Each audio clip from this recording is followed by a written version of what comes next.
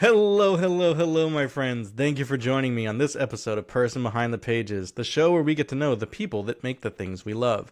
I'm your host, Nicholas W. Fuller, and today I'm joined by Toby Adams. Hi, Toby. Happy to be here. Happy to have you. So, Toby Adams is a debut author, and you're just publishing your first book as we speak, right? Right? Thank you for taking the time, right? Hitting reload over and over again, waiting for it to go live. Oh, that's exciting times. I'm glad that you took some time to get to talk with me while you're in this moment. It'll be fun to talk about this moment. But let me tell you, viewers, although this is Toby's first book that's coming out right now, she has some stories. Let me tell you. I'm not just talking about the other two books that she's already written either, but her life. She was like a DJ and a music producer, getting into music first, then was an IT manager, which is a totally natural progression that definitely makes sense. Then she was a lawyer, which also awesome. And she's a nonprofit founder, has helped build a log cabin. What? Like, Toby, what haven't you done? I don't know how to weld. I used to, no, Is that next on the seriously. list? When I was a roadie, I was doing like carpentry for theater and sound for rock and roll bands and lighting for business conferences, and people would ask me for my resume, and I said my resume is I don't know how to weld. So Everything so else. that's actually how I ended up writing my first novel. Is I would meet new people and do the whole, tell your life story. And my life story would they were like, you should write a book. Right. So, Yeah. Let's actually jump in and talk about the novel a little bit, but then because it relates with your life story, especially. I mean, yeah, the novel is very much inspired by your own life, and especially your younger life, right? yes. So this first book, it's the series is, sort of a family saga kind of thing, where it starts off when the main character is 5 years old. And in fact, in the first book, it's really more her father who's the main character. Sorry, I talk with my hands a lot and I just run into the microphone. I'll try not to talk with my hands near the microphone. Right? Yeah. Yes. So Joni's the main character, and when it starts off, her parents are dropping out of their life with the mom who stays at home with the kids and the dad who puts on a suit and goes to the office, and they become hippies and sell everything and get in a Volkswagen van and travel across the country and go to live in Mexico, and it's just this wild adventure that she goes on. And it's fiction, but there's a lot of stories in there that actually happen. In fact, I had editors who would come back and say, that's not realistic, that could never happen. And I'm You're like, but did. it actually happened to me, so I know it can happen. So yeah, Wow. it's pretty exciting. But the first book is really the father's journey, and a story of his challenges with his relationship and all of that. But Did you, when you were young, did you guys like pack up and go into the VW bus? Is that part true to life, or that's totally true to life. That's totally Yeah. true to life. I lived for about a year, traveling with my parents and my little sister across the country, staying in campgrounds, meeting people, watching my parents get high and well, I mean, hippies, have, yeah. hippies and pick up hitchhikers and have them join our family, and just Wow. all this crazy stuff, and bizarre adventures with a burro who decided to put his head in our car and not take it out, and another burro that decided to eat our windshield wipers. That sounds rad, mostly. I've definitely feel like, it would be neat to take a year to take my two kids and go like travel around the country in an RV, but I don't know about the I would try to stay sober the whole time, maybe not pick up too many hitchhikers and invite them into the family, but Yeah. but it makes for a good story, right? It was a different time. It was 1970, and the kids running around at the Woodstock Festival that are on the cover of the album. Like that was all real. That was all really what was Right. happening. Kids, we would run around and, Right. I mean, Yeah. there wasn't the whole Hey, kids. stranger danger thing. I mean, maybe there should have been, but my life turned out okay. Yeah. With Clearly. with some Yeah.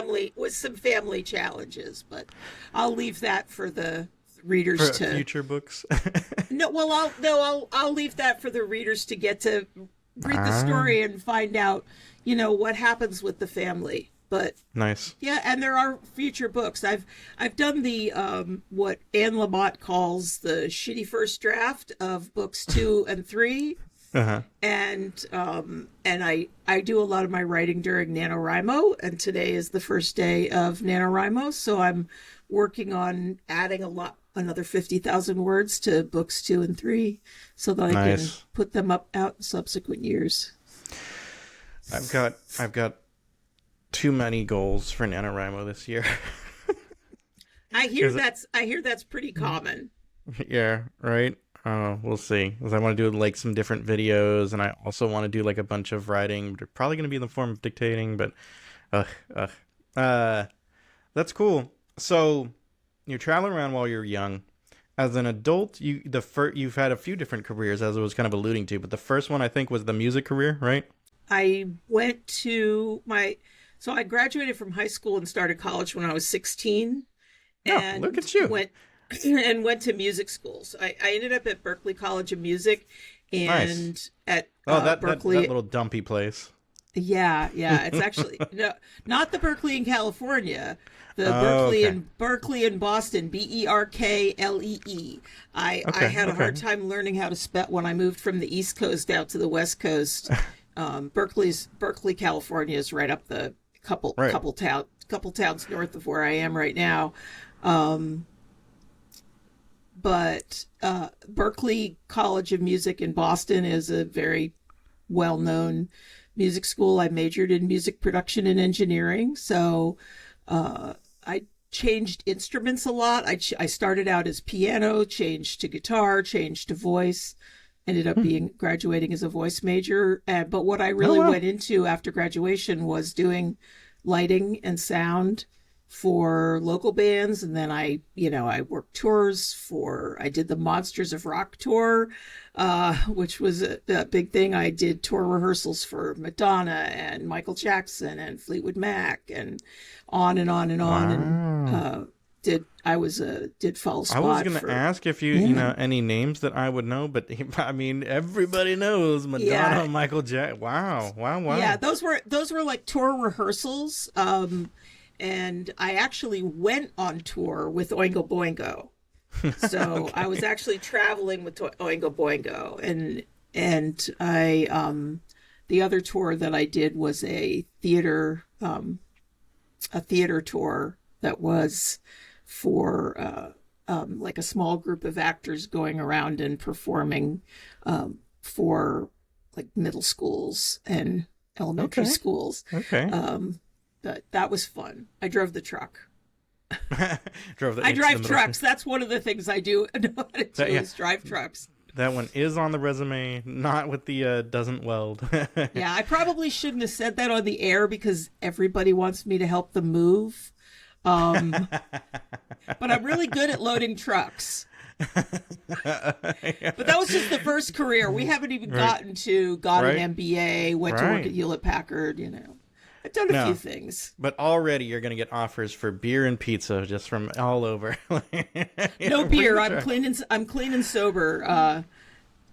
Yeah, but definitely pizza. I'll go for that. There you go.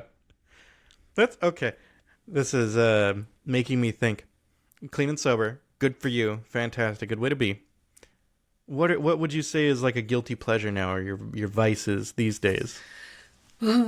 That's really hard to say because I've given up. Yeah. I've given up a lot of addictive things. You find in the book that there's a lot of flashback to the father's childhood, and his father was an alcoholic, and then Joni becomes an alcoholic. But guilty pleasures. I like people. That's the thing. I like to have people over. Like the other night, Buffy the Vampire Slayer. Definitely, I watched that over and over and over. And I had a bunch of Nice. friends over the other night for we had a big projector and big screen out in the yard outside, and watched the Buffy the Vampire Slayer musical episode, followed by a Rocky Horror Picture Show, and There that you was go. my that was, and I That was just had a Halloween. bunch of friends over, and we talked. Yeah, that was how we talked until like 1 in the morning. I think people are my guilty pleasure. I like hanging out with my friends. That's nice. So you're I think a rare reading that an extroverted author then, huh? You'll have no problem going to like the conventions and that sort of thing and talking to people Oh and being like, yeah, check out that my would be book. fun. But, That would be fun. right. Yeah, I'm an extrovert. I'm definitely an extroverted author. I became a little introverted from 2020 for Of a couple of course. years, Well, but yeah. it was really hard. And then I discovered parties outside are great because I can invite everybody and not worry. Yeah, nice, nice. Yeah. So That's pretty cool. All right, well, kind of taking it back to the touring and that sort of thing. First, I want to share a story. Makes me think the only way that I can relate is that I did some community theater, which was fun. But I did, you mentioned you did the lighting. My most fun experience of community theater, and I did everything of this community theater from like set construction to like acting to whatever. But the thing that I enjoyed the most was doing spotlight for a show called Nonsense. So it was a comedy about like you know, nun group of nuns, and they were trying to raise money so they could add to their church. It was silly, it was hilarious, and because I'm also very silly, every night I would be with the spotlight and would just like laugh with the same jokes every night, and and it shake the was spotlight. Yeah. right. Yeah, such Yeah, a I've heard fun of that. I've experience heard though. of that show. Running Follows local community theater is great. It's Right. great. In fact, I actually got to bring my skills back. I have a kid. I actually have two kids now because I adopted somebody from NaNoWriMo, which is like my kid's 23 and my adopted kid is 25, and but when my kid was in high school, they were doing the high school theater, Mm-hmm. and I jumped in and operated the sound for the Sure. Yeah, high you had the school theater experience for that, group. right? Yeah, and then another kid's parent did the lighting, and we just became friends, and we ended up doing, and then his wife did all the costumes, so we were just the parents who did the tech.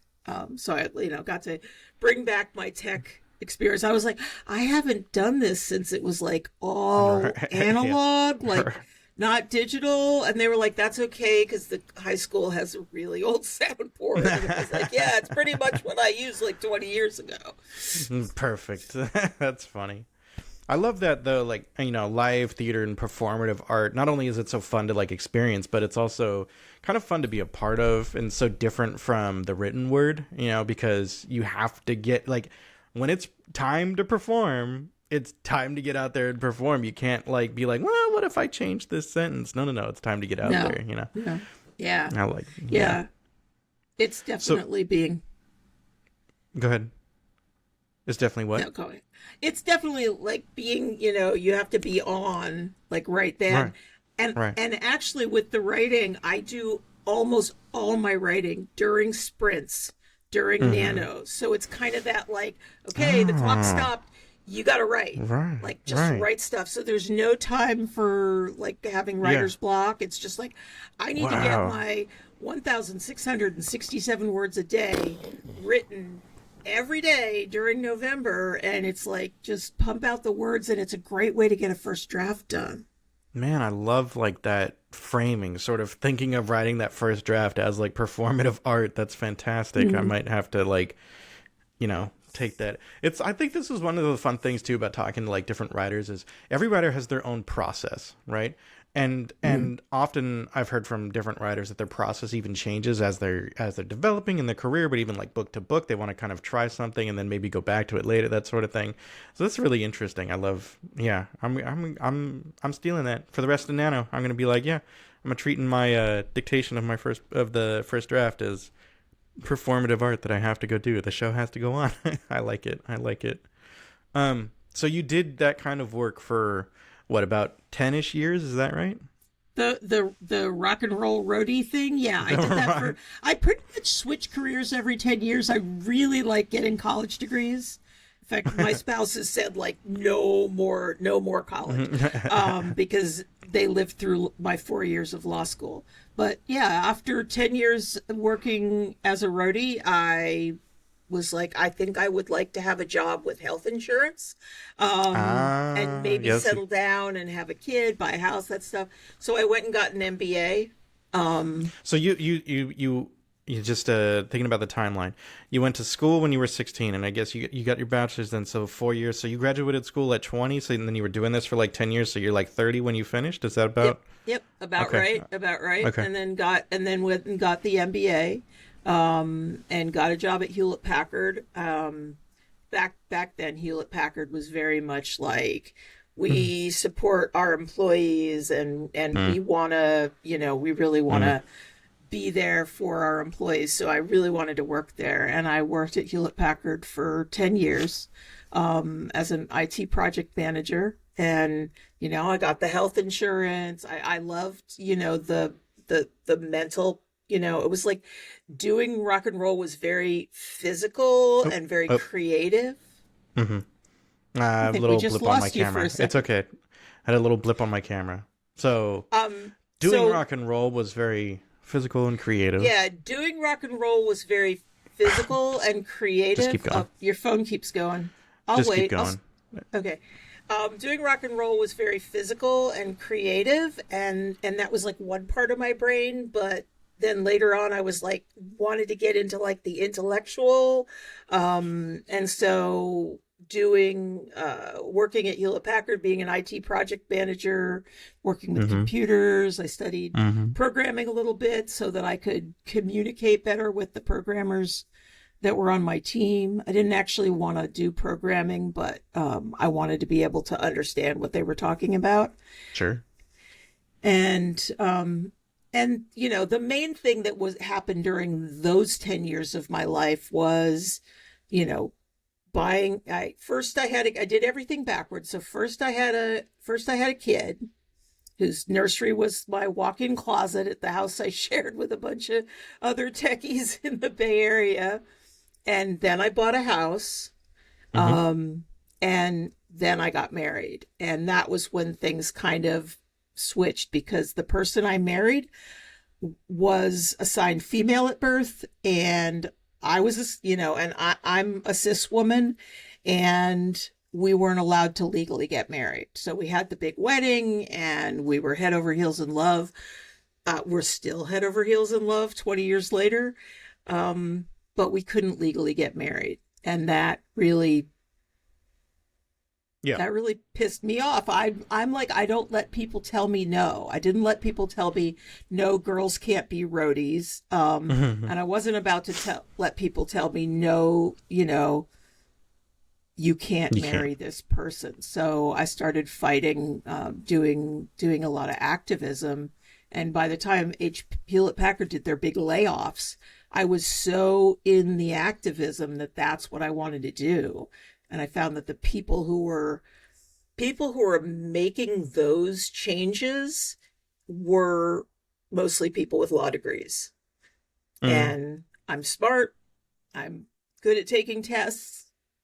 I got into law school, and I was 20 years older than all my classmates. I have a joke about law school. You want to hear my joke? I would love to hear your joke. What's the difference between a 23-year-old first-year law student and a 43-year-old first-year law student? What?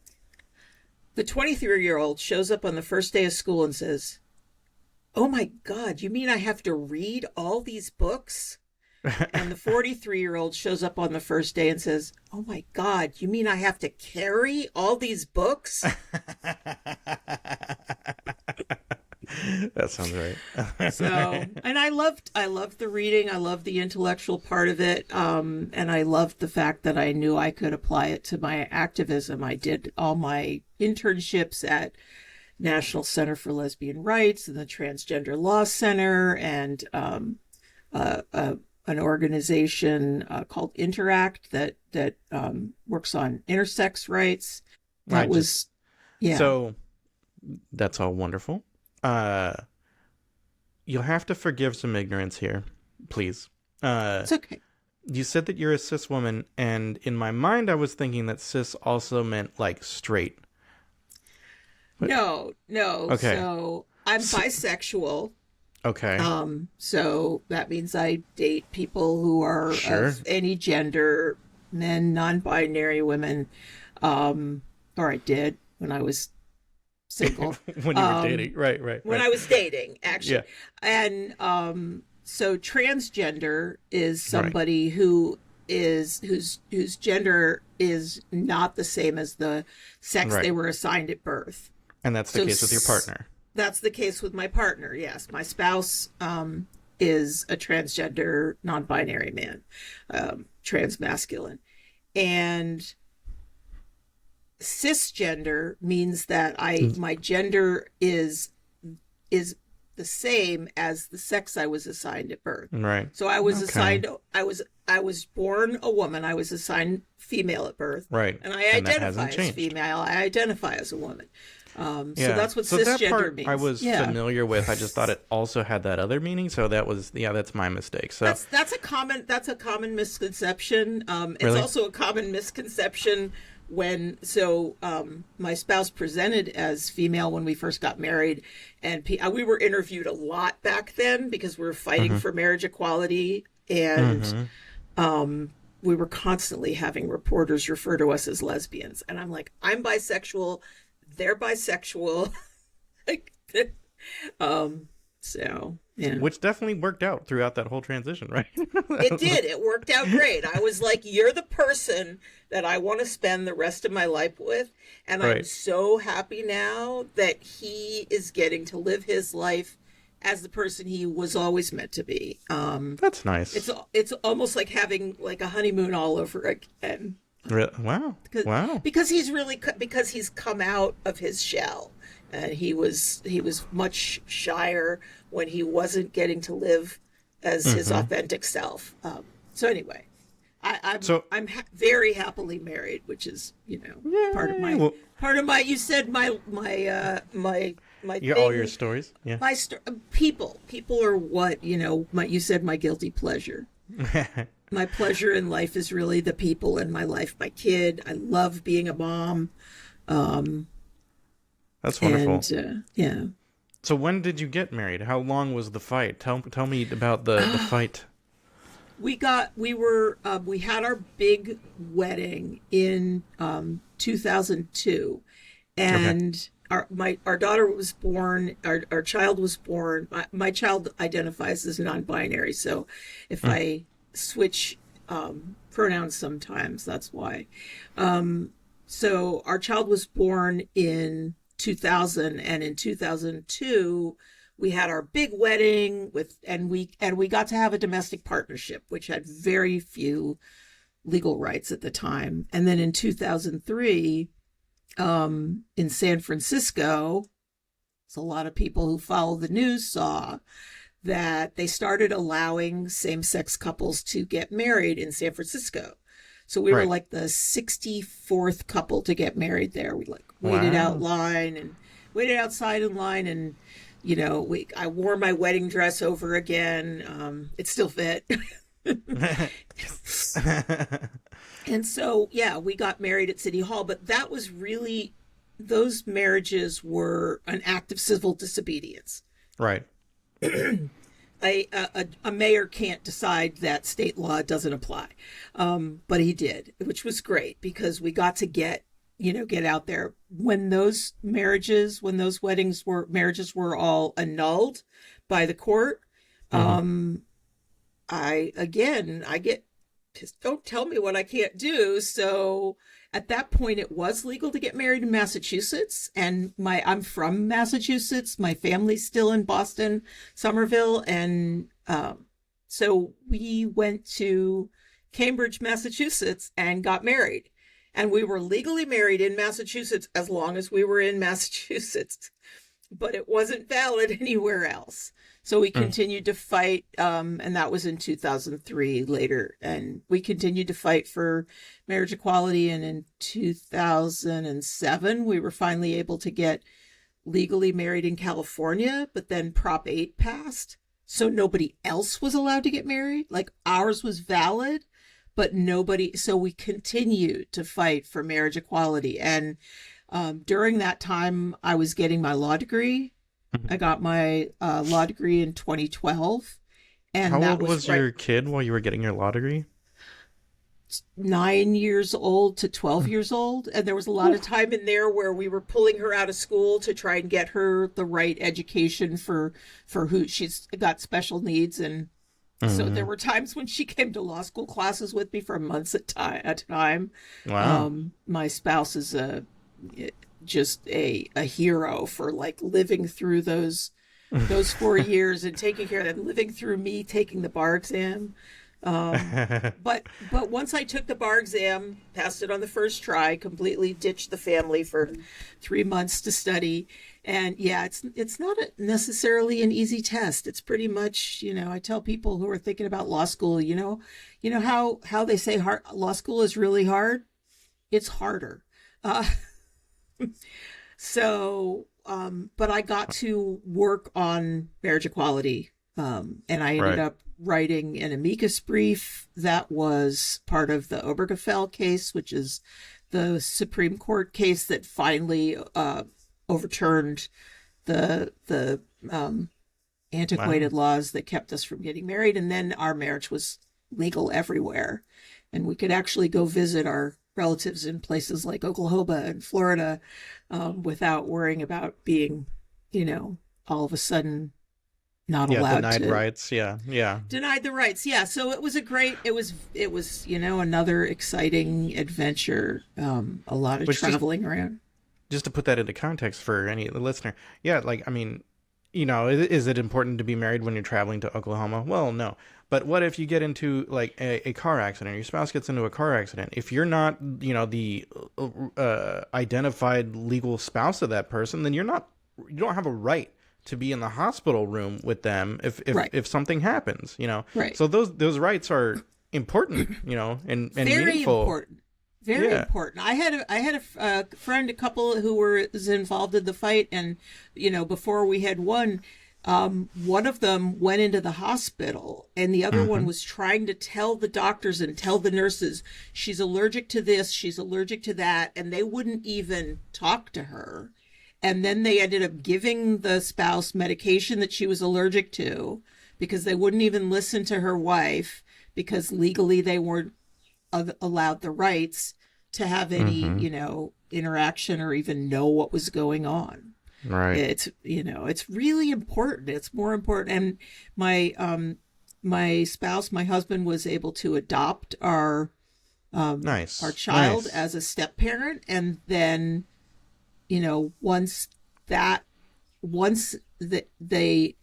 our child was adopted, then my spouse could make decisions. Right. Would, if my kid got in an accident and needed to have a parent to make medical decisions, there's a lot of things we kept having to fight for. But anyway, that's just part of my story. That's, that was part of the trajectory all through, law school and the next 10 years. I made it from 2012 all the way till 2019 before I was like, but I want to do something new. Right. I always want to do something new. And I had this story that I wanted to tell. I really wanted to tell this story because not just the part that was familiar to me personally with my family, but historically. Like the 1960s, 1970s, I said the 1960s actually went from like 1963 to 1973 in terms of the era. Sure. So there Sure. was Nixon and there was Watergate and there was Vietnam and there was, I mean, people weren't just hippies for no reason. It was, you know, Yeah. it was a movement. And Right. so the novel Chased by the Moon is the title of my novel. That is, if I hit reload again, maybe it's published, maybe it's not. But it will be at some point in the 24, 48 hours. It will It's be up all- before you get to watch this, so it's out there. Chased by the Moon. Yeah, it is. Chased by the Moon is out there, and it doesn't just tell the story of a family, but it tells a story of an era, and what that was really like in the 60s and early 70s. And That's- Sounds you know, super fun. I'm yeah. a little bit younger than you, a little bit. So I wasn't around at that time. But it seems like such an interesting time and a vibrant time, kind of a fun time, but also just like a wild time. But yeah, I mean, so much important change going on. I think some parallels between sort of the work that you were doing in your life and not that long ago, and some of the, some fights for rights at that time, very different, but similar in some ways. That sounds cool. So it makes me think of, and tell me how terrible of a comparison this is, but I love Forrest Gump. I think it's a great movie, and it kind of deals with some of the same era. So like, does that feel like something that is comparable in some ways? Or I'm sure that your tone is different, right? My tone is different, but I had never thought of that. That is actually great. I mean, my comparison book is Firefly Lane. I haven't watched the TV series. I hear it's totally different, but the book, Firefly Lane, really does that kind of, and it's about, a family, about a friendship, and so I kind of Nice. compare that. But yeah, Forrest Gump, because the series is like the second novel, the one I'm working on during Nano right now, fleshing it out, is all during the 80s, and the early 80s Oh. was a lot of, a lot of tragedy with the early years of the AIDS crisis. We had Right. a president who would not say the word AIDS, and it was a pandemic, which, a lot of us who lived through that in the 80s had a lot of, with the pandemic that we've had with COVID, it's been a lot of, the same kind of feelings about, do we actually care about those The people vulnerable, who are yeah. dying, the vulnerable people, the gay community in the 80s, the elderly, and people of color in the 2000s. There's a lot of parallels there, but again, the second novel, Captured by the Stars, is the second novel, and that should be released during 2024 at some point, and that's really about the 80s, and then we continue on, and we're going on through the 90s, and the early 2000s with the marriage equality movement. So there's a Wow. lot of historical background, as well as this personal story of this woman, this girl, this woman, this family. And so the series is going to follow the same woman throughout all this?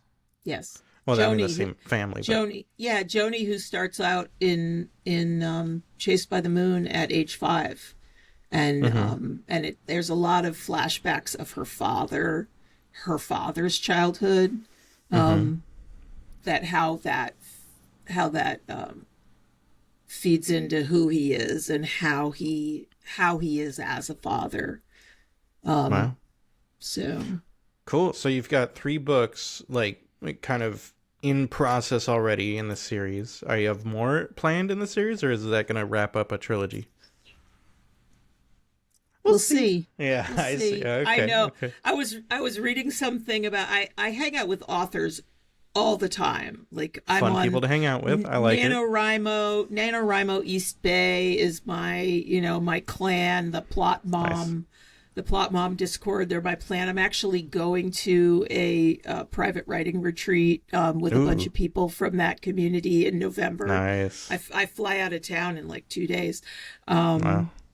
and I was, reading some stuff on that Discord that was talking about, what kind of a writer are you? And one of them was like a trilogy that turns out to be 4 books. Like, it's like just kind of maybe. Yeah, maybe. That's fun. That's cool. That seems good. I mean, clearly there's plenty of material to draw from, Um, so that's cool. Do you have other concepts for other books right now, or? It's interesting. Almost everything I read is fantasy. Oh, okay, okay. Fantasy or sci-fi. That's what I read. Mm-hmm. And it's so a lot of my friends are fantasy sci-fi writers. I had to like look really hard to find a mentor who was writing literary fiction because that's what I was writing. That was the story I had to tell. But, playing Dungeons and Dragons and being a dungeon master, I write these sort of fantasies to enact during, a D&D campaign, which I was playing in high school back in the Oh wow, late you were playing D&D 70s. when it was new. I have the books from 1979, Wow. and then I didn't play for 40 years, and then in 2020 I was like, how do I connect with other people over Zoom? And we started having D&D games over Zoom, and I like bought the new books, and I was like, wow, things that used to be monsters are like characters now. Right. So because, I've always been a dungeon master and writing those sort of fantasy stories, I was like, I read fantasy all the time. Maybe I could write fantasy, but that would be like a completely different genre. So I have no idea. I have these 3, maybe 4 books in the wings, so I don't really have to go. That's a lot of work. Yeah. You got enough to work on right now. I feel you. I've got 2 works in progress in various states right now, but I have like a total of 12 different book ideas that I want to write eventually. It's kind of like, man, that's going to be a lot of work. Yeah. But What are you writing during Nano? Yeah. I'm working on a book called Stranded, Sorrento Saga Book 1. I'll hang on. Bear with me just a minute. Boop boop boop boop boop boop. Because I got like I've got a blurb that's nice and tight, and I'll read the blurb for you. Fairly tight anyway. Oh, come on. Apologies. As I'm looking this up, have you heard of Legends and Lattes by Travis Baldree? No. Most of what I've been reading lately has been from the AO Collective, the Allegra Pescatore, a lot of her books. Okay. And I'm reading right now Rosemary and Rue. Can't remember the name of the author, but I'm really enjoying that. Legends and Lattes has a plot that could be like literary fiction, but it's very much in a fantasy environment, because the main character is Viv, and she's a female orc, so fantasy. Also a former like barbarian, fantasy. But she's like hanging up her sword because she wants to do a career change, and she wants to start a coffee shop. I love that. It's a very well told book. Travis Baldree has won awards for it, and he did it as a nano project in 2021. And then he self-pubbed it in 2022, but it got picked up by Tor Books a few months after. So, yeah, it's Nice. it's really good. It's a fundamentally like simple concept, because it's the story of this woman like kind of making a change in her life and opening a coffee shop. But the magic of it is the execution. He just did such a good job telling that story, Okay, now I have to add that to my to be read list. You're welcome. He also, and I'll add this. Travis Baldree is a professional audiobook narrator. So he's done lots of audiobooks, but he narrated Legends and Lattes. For me, if you like audiobooks at all, I highly recommend that, because like he's a good audiobook narrator for anyone's book, But when he is adding his own voice to the characters that he created himself, like, man, there was a special magic there, you know? That sounds real. I have actually been listening to audiobooks. I've been rereading the series that I just mentioned, the Where Shadows Lie, and the whole Last Gift series by Allegra Pescatore that I had already read as paperback, and then and now I've listening to the whole. Actually, I just finished listening to the whole series on audiobooks. So I'm getting more into audiobooks lately. It's giving me an opportunity to read more, like while I'm driving around and or doing the dishes. Yeah. Yeah, exactly. It's nice. So you asked me about the project that I'm writing. So you're gonna give me an in. I'm gonna go talk about it. The one that I'm working now is called Stranded, and here is my pitch, my back of book summary. Poetage doesn't want to be on this godforsaken planet. He didn't ask to be dropped here, wherever this is, but when you're a member of the Royal Senate Guard on a world recently invaded by a brutal multi-planet empire, raising hell in the rebellion doesn't make you a lot of friends amongst the enemy. Poe's not sure why they didn't just kill him, especially considering they destroyed his entire home planet after he was captured, and made him watch it while they did it. Instead, they left him here, stranded. The only thing Poe wants is his next drink, but the only way to get one is to help protect a small town from attacking monsters. Poe isn't interested in being anyone's hero, but he'll tussle with a monster or two if it earns him a fresh bottle.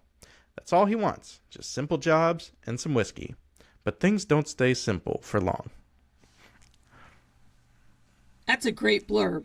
Will you write my blurb for my next book? That was the hardest thing. Right? Writing the blurb was the hardest thing. The blurb and the bio. Like nearly 100,000 words, and then they're like, okay, now tell me what the story's about in 200, right? Yeah. Yeah. Tough. That blurb I had help with. I was pretty close to there, and then I shared it with another author named Dirk Ashton, who's a wonderful guy, and he's like, this is good. Can I offer some notes? And I was like, I would be honored, and he did, and it was like, yeah, because it was tough too, he ended when he did it, just talking about how difficult this is.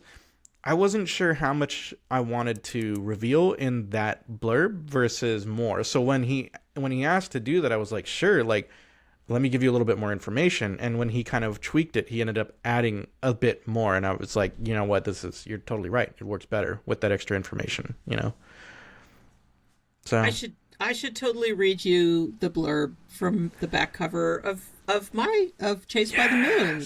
Yes. Do it. Yes. Even though it was so hard to write. And I'm doing the same thing you were before, which is looking for here I can just pull up the cover and there you go.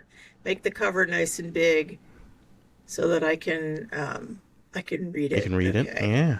Make it a little bigger there so it's easier to read. Family and freedom. Can you have both? Ooh. Chased by the Moon is a coming-of-age road trip story and a heartfelt family drama about chasing dreams and raising children in the hippie era of 1970. In an old VW camper van, 5-year-old Joni, her little sister Amanda, and her parents Gordon and Grace embark on a journey that will change their lives forever. Deepened by Gordon's memories of his own childhood, this is the first volume of a family saga series to be continued through the decades of U.S. history, from Watergate to marriage equality, following Joni in her own search for family and freedom. Reminiscent of the child of the 60s storytelling of Firefly Lane, Chased by the Moon is a novel full of innocent, flawed, and relatable characters moving through an enchanting landscape and tumultuous times. A lot of times I'm not drawn into literary fiction because I feel like the stakes aren't high. If you're not saving the world, I'm not interested usually, right? But I gotta tell you, you're drawing me in. You're drawing me in. The hippies of the 60s were really trying to save the world. I mean, they were trying to stop the Vietnam War. They were trying to convince the world to, peace, love, and sunshine, which were the names Yeah. of three of the cats in the book. Peace, love, and Nice. sunshine was, Nice. really what it was about, Nice.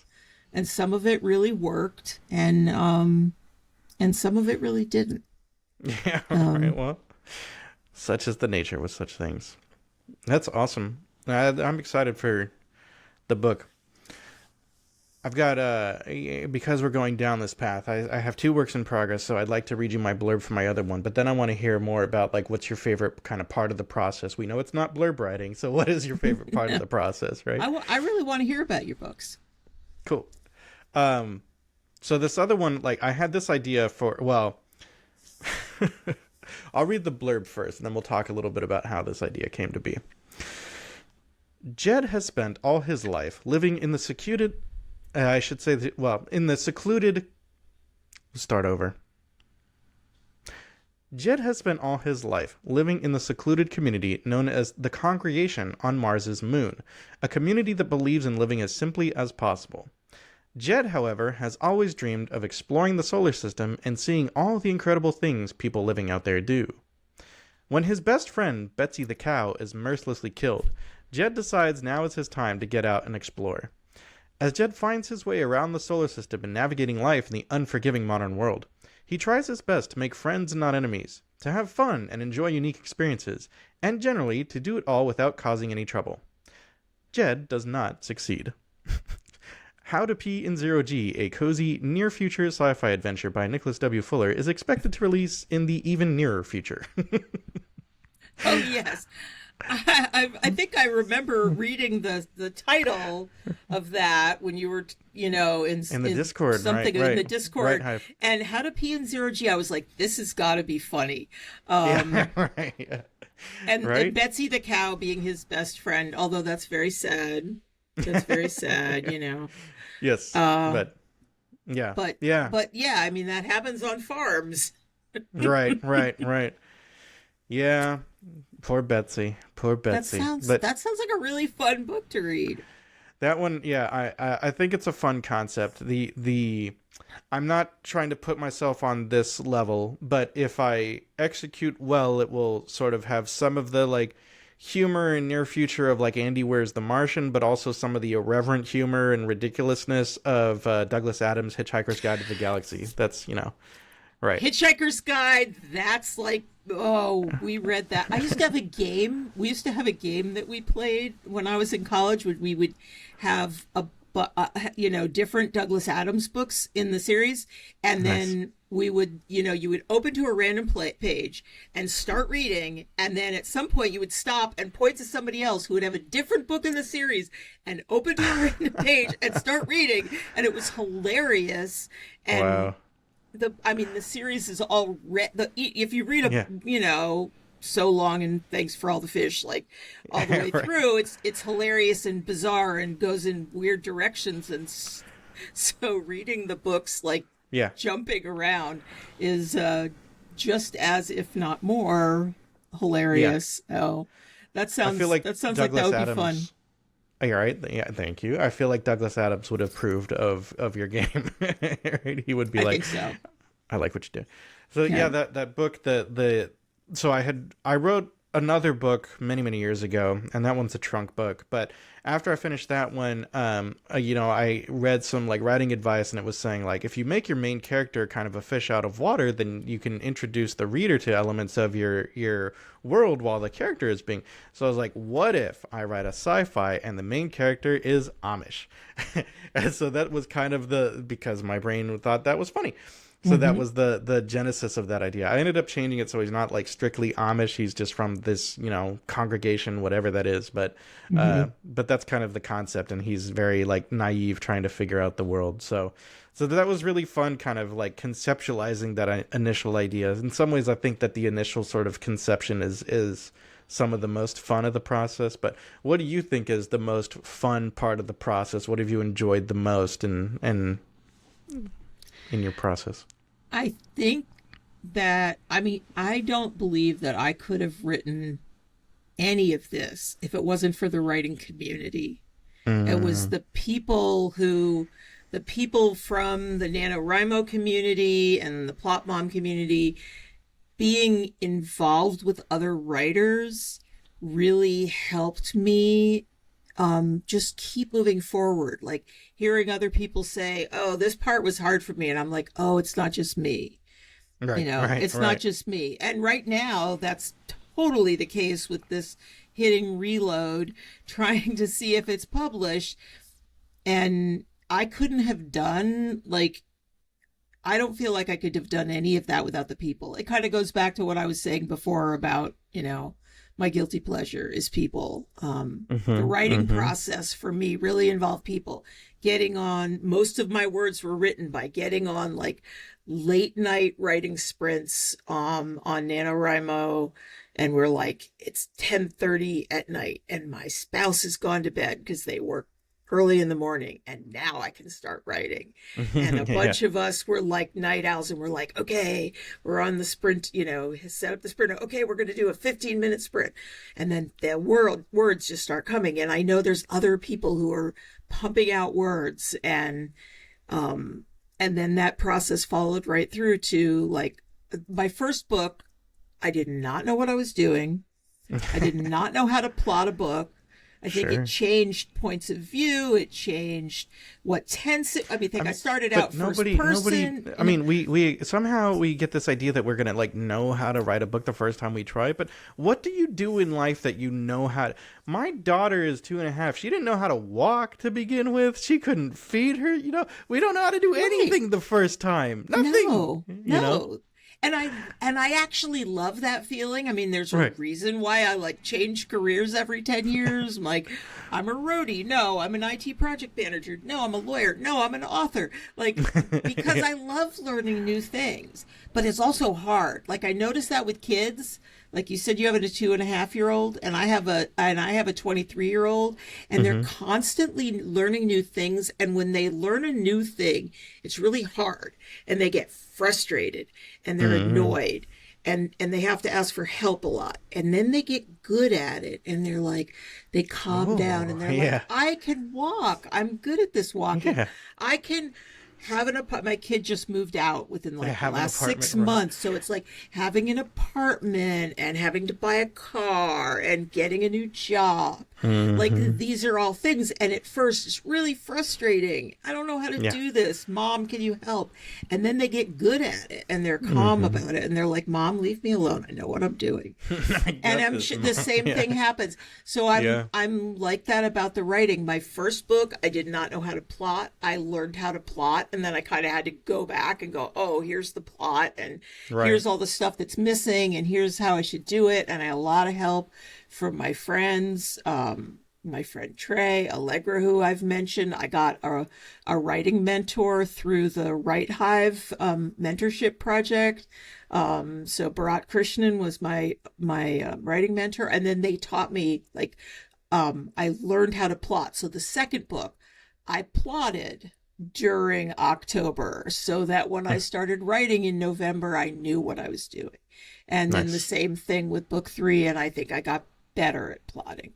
So I think they're probably, tighter. So, that's kind of the process. It really involves learning. And I'm doing that now. I'm learning how to like, oh, you probably should have uploaded this 2 weeks before this is my release date, not 2 days or 1 day, 24 hours before. It takes longer than that. So I learn. And then, when I release book 2, when I set a date, I will have uploaded it weeks before. It will be a little smoother, we hope, right? Mm-hmm. Yeah.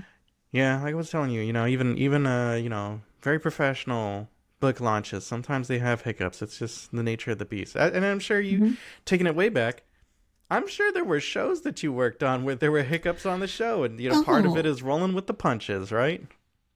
And that's what the tour rehearsals that I worked on were. That's why Madonna was doing the same show over and over and over again, day after day after day for a month, because everything had to be perfect. Michael Jackson, same thing. Fleetwood Mac, same thing, And then there were the Yeah. shows where, okay, they've done all the practicing and now they're on the road and they're live and something breaks. I did an Oingo Yeah. Boingo show where I was like hanging upside down under the truss, fixing the color changers for the light. The audience is there. The show is starting in 5 minutes. And I'm hanging upside down fixing because the lights Yeah. didn't work because there was too much moisture in the air. The fog rolled in, and things just happen, and Wow. totally professional band, and Yep. oops, what are we gonna do now? What We do we forgot that do? the costume came undone. Quick, get the safety pins and do it in the back of the costume and get Right. on stage because your cue is coming. Yep. Yep. I love that though. I love, you mentioned that your favorite thing is the people. And I think like I've just keep coming back to that with lots of interviews that the people and book people are just wonderful people. It's so nice to talk with book people. When I wrote that first book more than a decade ago, it was for me at the time very isolating experience. Whereas now, working again, kind of picking back up the pen, starting to write again, it's wonderful to talk to people like you and do things like this and get to talk to people on Discord and Twitter and Instagram and YouTube and there's just be a part of these different communities. It's so nice. Yeah. Yeah, I mean the first book, technically this isn't the first book I wrote. I wrote a book when I was 15 back in high school. It's horrible. I would not want to read it. It's in a drawer somewhere. I'm not going to read it because I don't want to see how bad it is. And yeah, I wrote that alone, but I had friends in high school who were writing books by passing chapters back and forth and doing it together. And I could see their writing was so much better than mine, like holed up in my room in the, Yeah. writing Oh, my man. writing my angsty teenage, dreck. Right. Oh man, I've got a in-person writing group that meets Saturday mornings now, and what a game changer for me. We've been getting together a year and a half now, which is crazy to think about. But yeah, they have made me a better writer. It's so nice to have. Yeah, the community is very good, which is funny because like books are sort of a solitary experience and writing is sort of solitary, but we are community beings, right? Human beings need a little bit of community, and it's nice that there is that. I'm glad that you found that. I gotta get on your Discord some. I know that you gave me that invite. I gotta chat. I'm really glad that you mentioned the group because one of the things that happened for me was that in March of 2020, I started hosting a Thursday night on Zoom group of writers, and we You just started that in March of 2020. You started that like right at lockdown, I guess, eh? well, because of lockdown, because we Right. were like, it was a group of people who had been meeting on Thursday nights at a coffee shop, and they were like, what are we going to do? All the coffee shops in the world are closed. Yeah. And I was like, hey, I'm going to sign up for a Zoom account and we can just meet there. And we started meeting on Zoom in March of 2020 because we needed people. And we've been doing it every Thursday night since then. Maybe Nice. not on Thanksgiving. And so we're and we just hang out. I mean, during November we do a lot of writing, but most of the year, some people are writing or editing.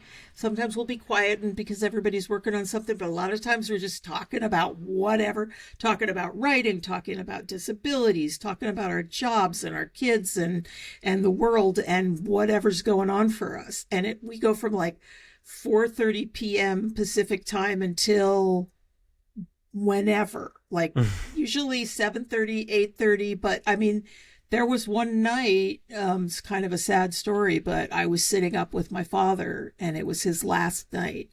And the people in that group stayed on with me until 3 o'clock in the morning, East Coast time. I was in the East Coast and just stayed there with me so that I wasn't alone.